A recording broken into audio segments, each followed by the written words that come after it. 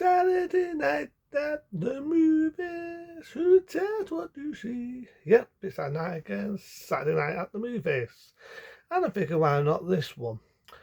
As we know, even though I'm not really going to be interested in it, they're making a new Job the Barbarian, which is going to be called Job the King. Where basically it's an old fart of Arnie's character. Now an old folder. Which time I can get it. It's not. We all get older, and old age sucks assholes. So I get it already.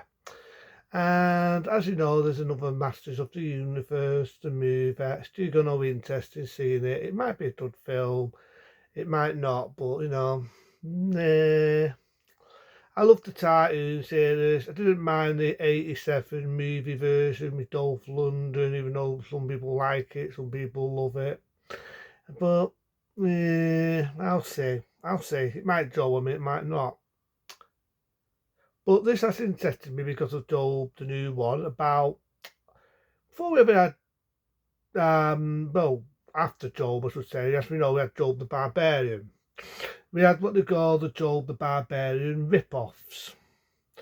In 81, there was Death of the Titans, the original one I'm on about, not the shitty remake.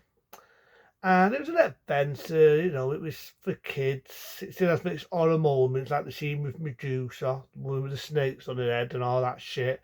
You stare at her, it looks like she turns into stone.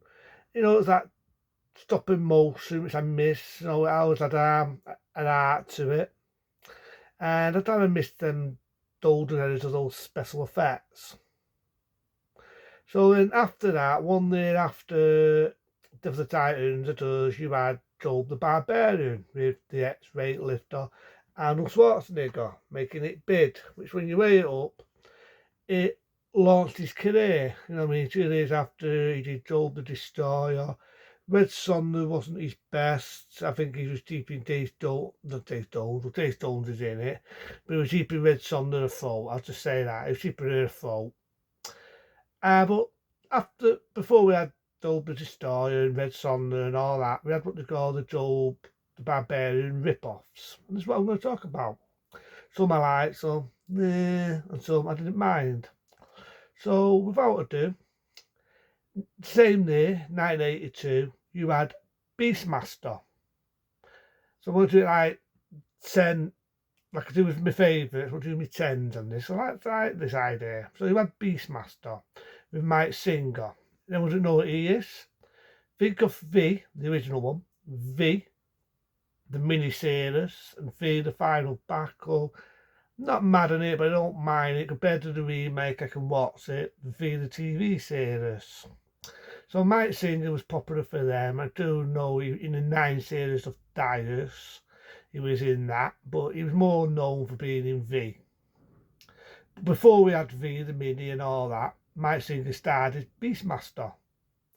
I don't mind Beastmaster. It's kind of sad, really. He didn't really make it big.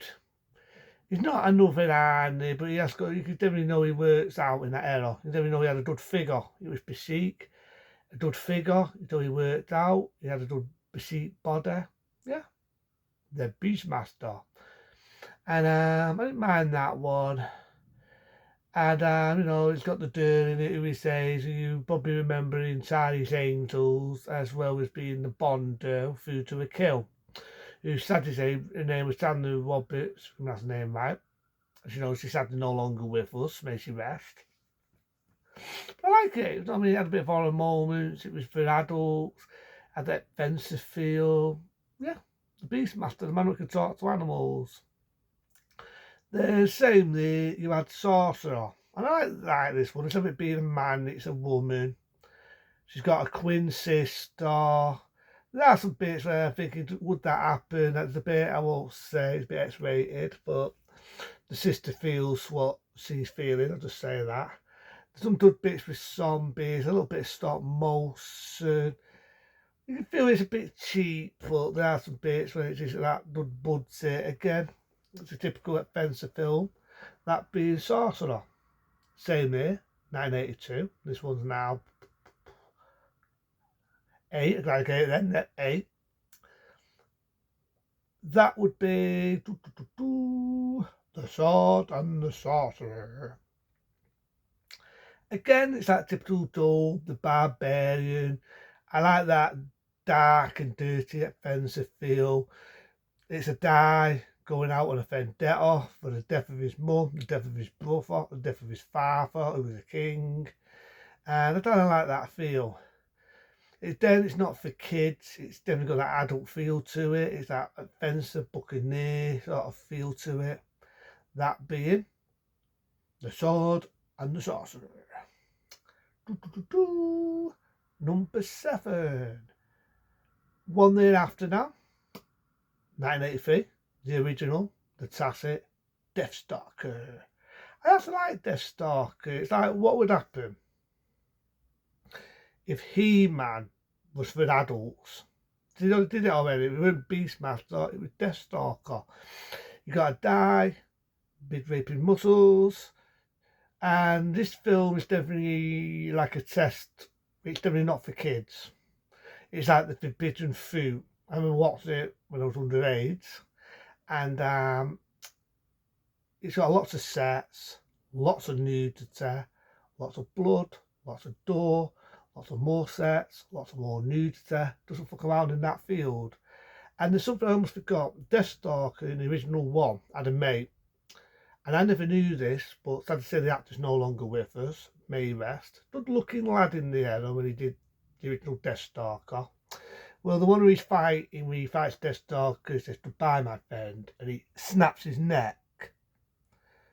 For people who may not know this, he would appear 1 day before as Jason in the third Friday the 13th film. I never even knew that. Never knew that he appeared in the third Friday the 13th as Jason, all makeup.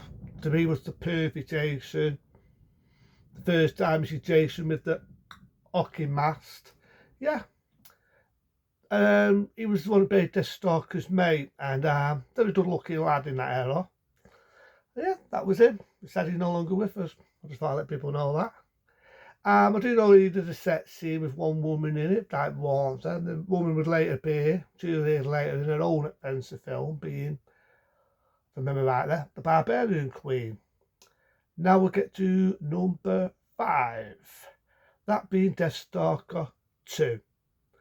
I feel it's a lot lighter than the first one, and I don't think the actress is stood as Adam Hill, who was the original one that played Deathstalker. For some reason, I don't know why, they don't with the actor. I do also remember him in Chopping Mall, but I don't really mind him. Don't mind him. Some people have a love him, some people hate him. I didn't mind him for what he did. I thought it had a lot more humour in it. I definitely had the odds for the princess woman, who played 2 different roles. She played an evil lookalike, and she played the funny one who was supposed to be a psychic and could see into the future and all this BS, and it is BS in the film. She definitely wasn't shy at showing her assets. There's definitely an original outtake at the end of the film, so she definitely wasn't shy. And yeah, I actually don't mind Deathstalker 2. You know what I mean? It's not taken serious. You can definitely go at that point, the Barbarian sort of rip-off films were getting a lot more humorous and wasn't taken as serious.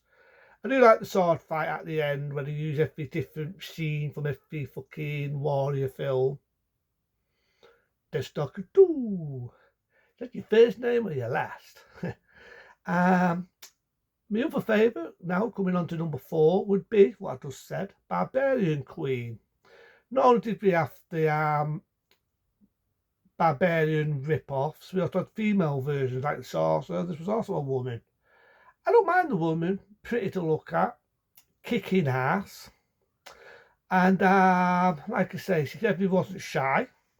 And there's bits in it where she does really do a good performance. There are bits where I feel that one of them's dubbed. This one woman, pretty to look at, but all sounds like she's dubbed. And again, it's a revenge film, an offensive film, definitely not made for kids. I do know there's 2 versions. You can get the stunned uncut one or the theatrical. Sad to say I've got the theatrical, but I have seen bits of the uncut. And I definitely would love to get my hands on it. It's definitely a lot more meat to the bone on the uncut one. But for what it is, not a bad one. That being Barbarian Queen. Number 3. Now, I like this actor, didn't mind him, but this was not one of his best roles, I've got to admit. Not one of his best. That being the warrior and the sorcerer. If I can remember his name, David Carradine. You don't know who David Carradine is? Think of Kung Fu. And you've got to feel, I feel this is going to be a rip-off of Kung Fu. He's walking through a desert and expecting to hear the theme tune to Kung Fu. But it's not the case. She's got these people, they're fighting for water. They killed this one woman, they drowned her. I'm thinking, well, she's not sort of water. There's a date bit where you got this woman, she's got 6 boobs. Then he puts the woman in took a retard to say. It's an iconic photo where you do see that a woman with 6 tits. Seriously, I'm not making it up.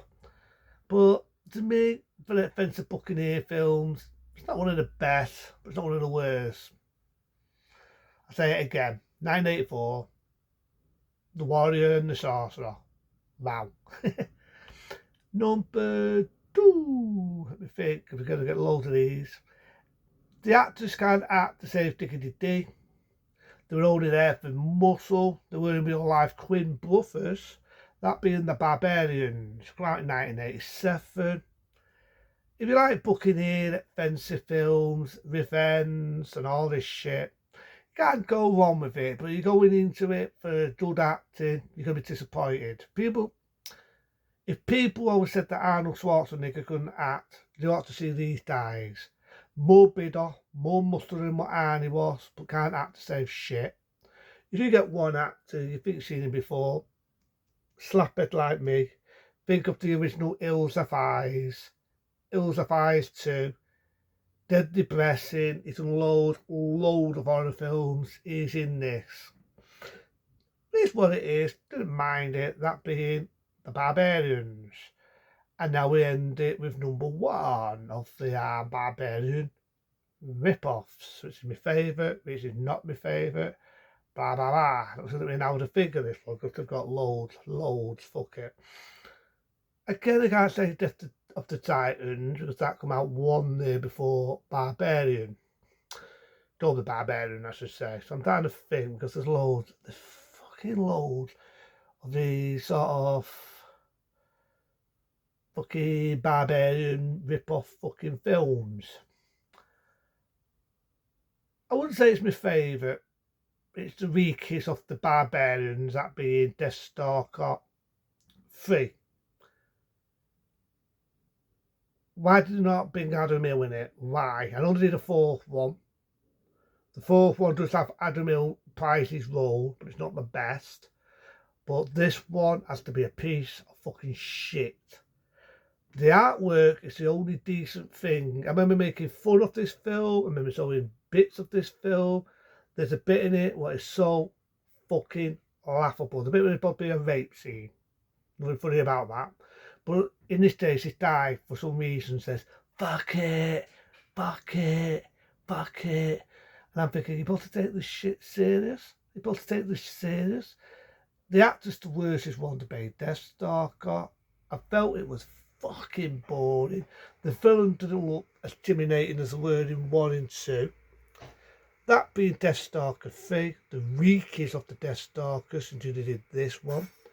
But you do them, be smart, be safe. Then we Job the Barbarian sort of rip-off films, that were around in the 80s. And I say a bit of the 90s. But you do them, be smart, be safe. See you later.